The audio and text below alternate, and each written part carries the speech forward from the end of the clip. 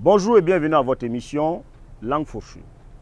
Entre autres mesures prises par le gouvernement de Jésus-Marie-Joseph, c'est le cas de prier la Sainte Trinité actuellement, pour lutter contre le colonel vigile, un confinement dans les domiciles, la fermeture de certains endroits allant des lieux de culte aux endroits récréatifs, en passant par l'interdiction de certaines cérémonies pouvant regrouper plus d'une cinquantaine de personnes et l'instauration surtout d'un couvre-feu de 19h à 5h du matin.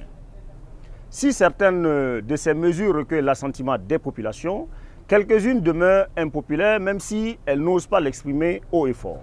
De ces mesures, la fermeture des débits de boissons et restaurants et l'instauration d'un couvre-feu de 19h à 5h du matin sont les moins bien suivis. Le Moutalandais lambda étant habitué à ces 3 B, à la descente de boulot, lui enlever soudainement ses jouissances, c'est comme le poignarder en plein cœur. Alors, il n'est pas rare de trouver quelques récalcitrants assis dans des gargotes, sirotant tranquillos, la bibine, mais les yeux et les oreilles dressés pour repérer une éventuelle patrouille de police ou de gendarmerie. Les forces du désordre, elles, ne lésinent pas sur les moyens et les coups surtout de cordelettes et autres matraques pour faire respecter les mesures de l'autorité. Alors, c'est la débandade de jour, mais surtout de nuit, dans les ruelles de Ouagadougou.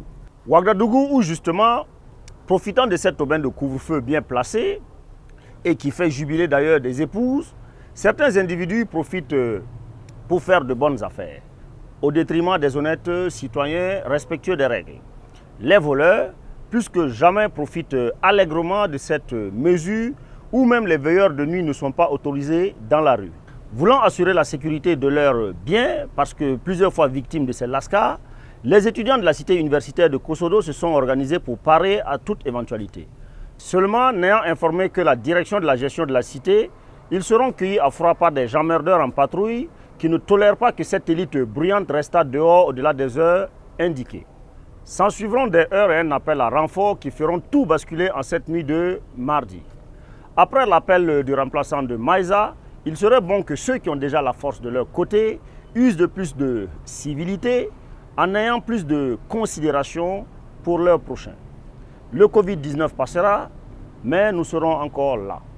À bon entendeur,